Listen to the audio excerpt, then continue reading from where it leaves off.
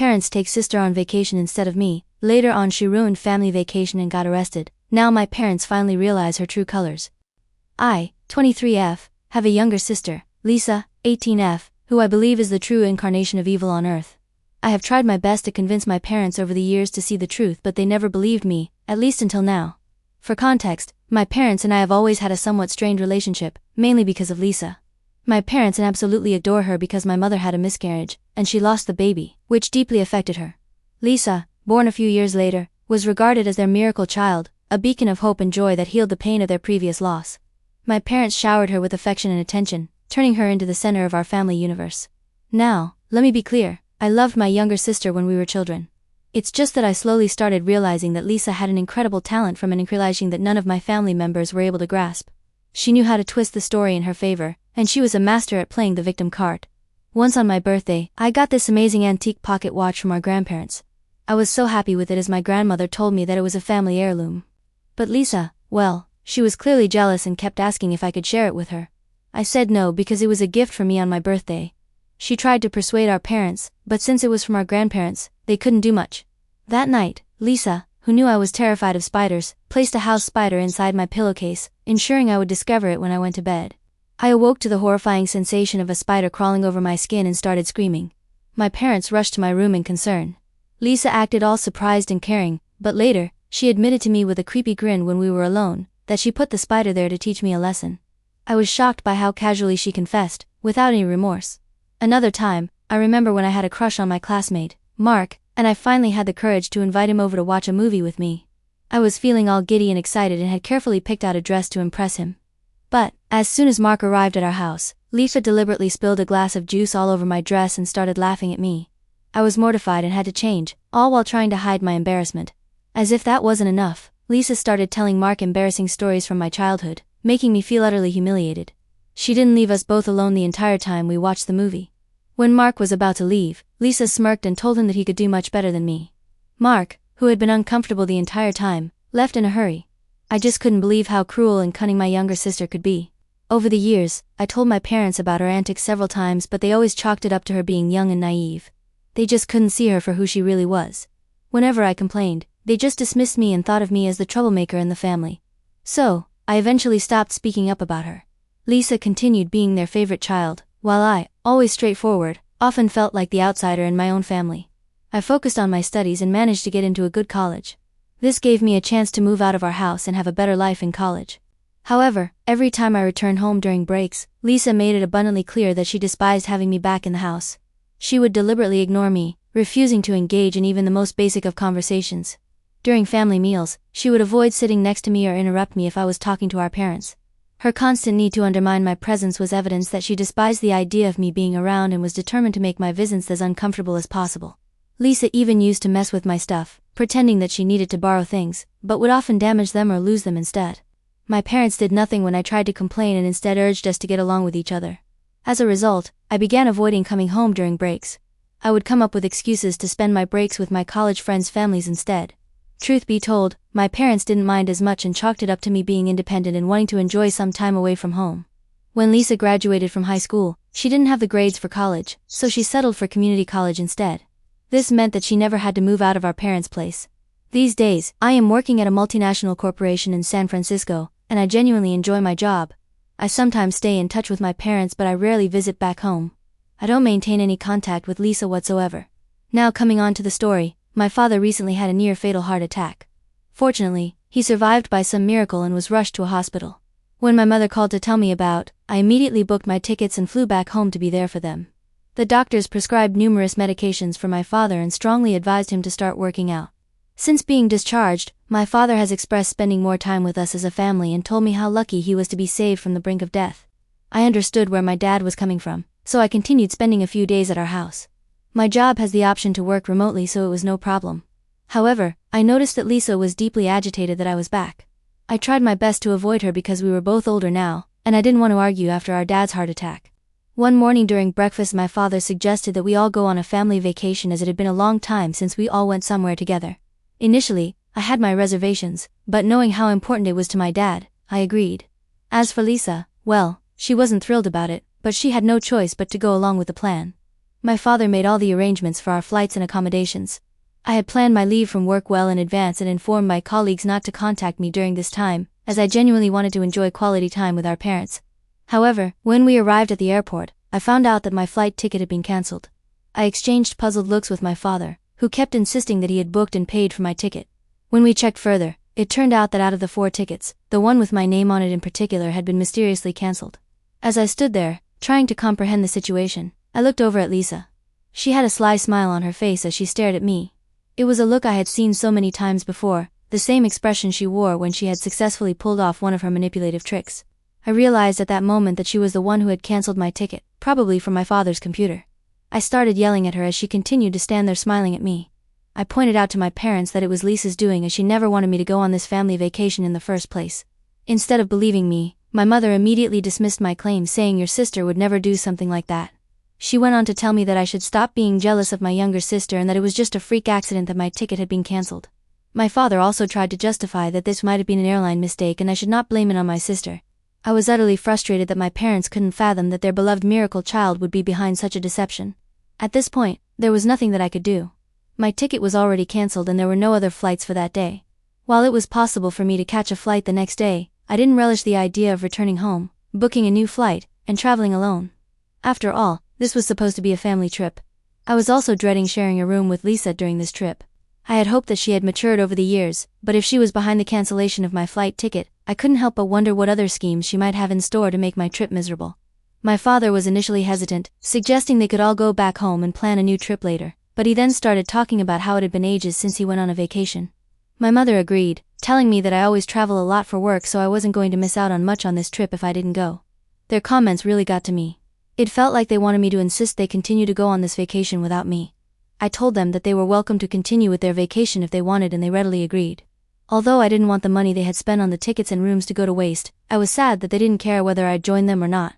It became clear that they didn't mind going on this family vacation as a family of 3. So there I was, standing alone at the airport as my parents and Lisa headed for their much-anticipated vacation. I decided to return to my home in San Francisco, not wanting to spend a day further alone in our family house. I tried my best to put the incident behind me and focused on enjoying the rest of my leave that I had already taken from my work. I reconnected with old friends and spent my days engrossed in books, turning my break into a solo staycation. During the trip, my parents would sometimes video call me and I could see how much they were enjoying the trip without me. It was like my absence didn't really affect their trip in any way. Although I wasn't too heartbroken about missing the vacation, I couldn't help feeling excluded. It was yet another reminder of the favoritism that had always existed in our family. I hoped that someday they would see through Lisa's true nature and I guess my wish finally came true. A few days into their vacation, I woke up to several missed calls from my mother. Worried that my father's health might have taken a sudden downturn, I immediately called her back. Thankfully, she picked up, but she sounded extremely distressed. I asked her if everything was okay and she went on to explain that something deeply troubling had happened.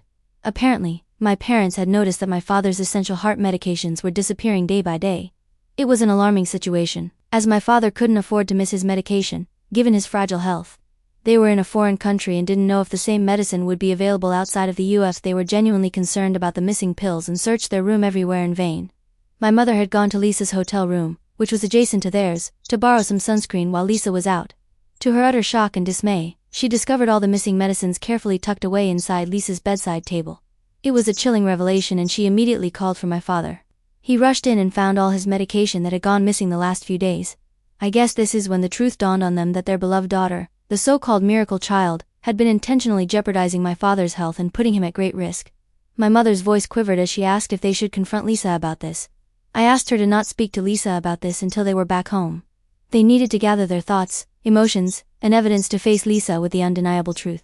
I knew that speaking to Lisa now would be futile as she was a master manipulator and would likely concoct excuses to evade responsibility. However, something unexpected must have transpired that night and my parents must have confronted her about it. I received a late-night call from my father, his voice trembling as he informed me that Lisa was in jail. I was taken aback. He recounted that Lisa had a full-blown tantrum when they asked her about the medications, throwing objects and shouting insults. Her rage was targeted primarily at my father, accusing him of booking a ticket for me when he should have never allowed me on their family vacation. She told them that if they continued having a relationship with me, she would teach them a lesson that they would never forget. Lisa continued to lash out and the situation escalated rapidly until someone from the hotel called the authorities. When the officers arrived, she refused to calm down and insulted them, which led her to be taken into custody. Lisa would be released after 24 hours and there was nothing that my parents could do at the moment. Desperate to return home after Lisa's release, my parents had then tried to reschedule their flight.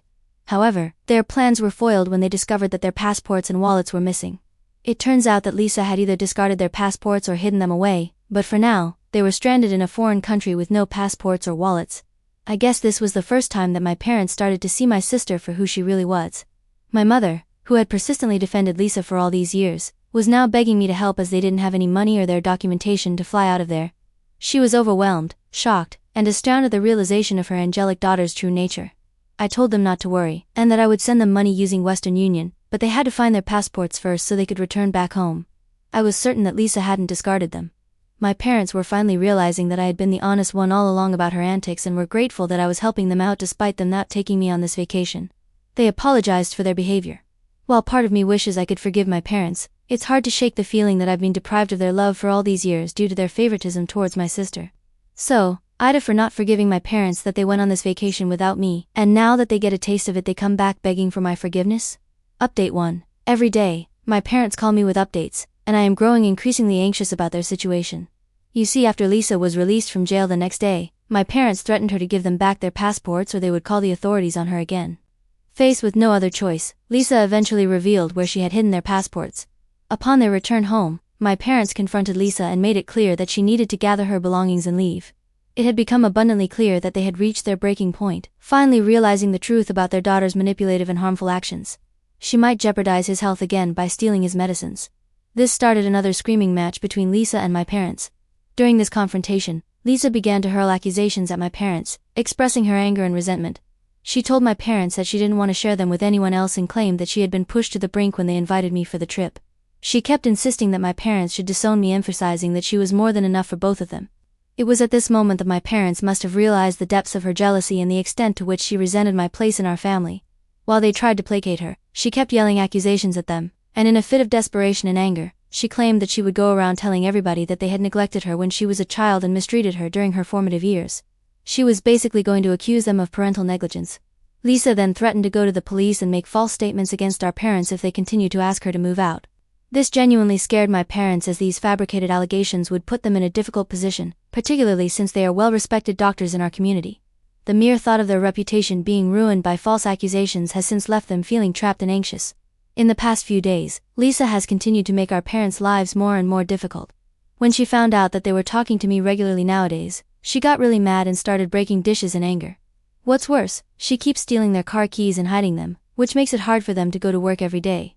Just tonight, my mother called me in tears after another bad incident during dinner. Lisa had a big tantrum and yelled at them because she wanted my mother to cook for her. When she refused because she was tired from work, Lisa went on a rampage and started breaking furniture around the house. Then she went to her room and turned up the music really loud, which prevented our parents from getting a good night's sleep. The situation keeps getting worse, and it's taking a toll on my parents emotionally and mentally. I am increasingly concerned about what might happen next. While I had hoped my parents would see Lisa's true nature, I now worried that she could pose a real threat to them.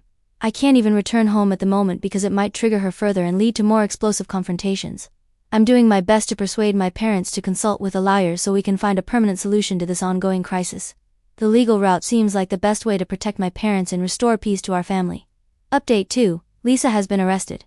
As many of you predicted, with Lisa's increasing antics, this was bound to happen. One night, she came at our parents with a knife during a big fight.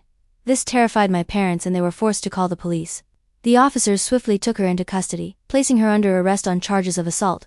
With Lisa in custody, our parents decided it was time to pursue a more permanent solution.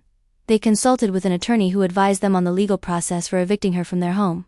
They filed a formal eviction notice that said she had to leave. They knew it wasn't easy, but it was necessary to make things safer. Our parents didn't want to continue pressing any charges on her as they just wanted her to move out. They bailed her out of jail and handed her a formal notice telling her she had to move out. It had all the legal stuff explaining why she had to go and when she needed to leave. My parents made sure they did everything by the book, so Lisa couldn't challenge it. Next, they went to court with their lawyer to start the eviction process. It meant filing a lawsuit against Lisa. This was all pretty hard on my parents since it was their own daughter they were taking to court. They felt really sad, guilty, and like they had no other choice. The court finally gave an official order that said Lisa had to leave the house. If she didn't go on her own, they would have the legal right to make her leave the property. Lisa is going to be out by next week. My parents can finally breathe a sigh of relief, knowing that they have taken a step towards getting their home and peace back. It's been a tough road, but they're hopeful that things will get better once Lisa moves on. I have stayed in touch with them throughout this ordeal and plan on bringing them over to San Francisco for a few weeks. It's a way to give them a break and let them relax after all they have been through. I am sure they could use a change of scenery and some time away from the stress Lisa has caused. Plus, it'll be a chance for us to spend some quality time together, and I want to support them as much as I can. Update 3. I have received hundreds of comments under my post and it's taken me some time to go through them. Many of you have suggested that we should consider getting Lisa checked out to see if there might be a mental health issue at play here. The thing is that since she's an adult, we can't force her to go for a checkup against her will. Due to her sudden violent outbursts, we don't want to push her and make this situation more complicated than it already is. As I mentioned in my last update, my parents flew down to San Francisco to spend a few days with me. They are here to take some time away after what they went through the last few months. Yesterday evening, as we gathered around the dining table in my cozy apartment, my parents began to open up to me, their voices laced with humility and regret. They admitted that they had been blind to Lisa's true nature over all the years and begged for my forgiveness. My father expressed his remorse for not heeding my warnings earlier. He admitted that they never expected Lisa to turn out this way and were unable to see the truth that lay beneath her charming facade. My mother echoed my father's sentiments and acknowledged the gravity of their mistake in dismissing my concerns about Lisa's behavior over the years. Her voice trembled as she voiced the pain of realizing how they had failed me by favoring her. I let them know that I appreciated them taking the first step in seeking my forgiveness. I shared several painful memories of the years of torment I endured due to Lisa's actions. My parents listened, utterly shocked and dismayed, at the extent of what I had endured on my own. They acknowledged the pain I had gone through and expressed regret over the isolation I felt in my own family. My parents recounted how their favoritism towards Lisa had clouded their judgment because they never had expected to get pregnant with her and always considered her to be their miracle baby. With sincerity in their voices, they begged for my forgiveness for all those years. It was a bittersweet moment for me, as I had always wanted their acknowledgement. While it may not have been the ideal way to mend our relationship, it was a turning point that brought some much-needed honesty and clarity to our family dynamic. We were, for the first time in years, truly acknowledging the issues that had plagued our family. I told them that it would take me some time to trust them again and we all agreed to work through this together. For now, I plan to make the most of the time I have with my family while they are here with me for the next few days. Update 4. As the days passed, my parents and I spent more time together, exploring the vibrant streets of San Francisco, enjoying leisurely meals, and simply relishing each other's company. It has been quite a journey to reconnect with each other by rebuilding the bonds that had been frayed by years of favoritism and denial. I came to understand that their decision to seek solace with me was not just about physical distance from Lisa, but a desire to rebuild the family they had almost lost. They needed a fresh start, and so did I. My parents and I have since discussed what to do with Lisa. She is currently staying at one of her friends' homes. We can't simply abandon her, despite the turmoil she has caused in our lives. As parents, my mom and dad feel a profound sense of responsibility towards their daughter, even if her actions have been unforgivable. We have come to terms with the fact that her behavior might not be just willful mischief but might be indicative of deeper issues. We plan to explore the possibility of a mental health evaluation to better understand her condition. However, since Lisa is an adult, we can't force her into such an assessment and plan to find a way to encourage her to seek help voluntarily. My parents plan on reaching out to Lisa once they are back home to see if she is open to a discussion. I don't want to contact her because she still holds a strong grudge against me, and I'm trying not to worsen the situation for the sake of her mental health. Considering the past incidents of aggression and violence, I have encouraged my parents to meet her at a public place so that she would be forced to control her emotions. Our primary goal is for Lisa to grasp our perspective and, most importantly, recognize the deep love and concern we hold for her. It's not about assigning blame, but rather about coming together as a family to address the issues that have strained our relationships.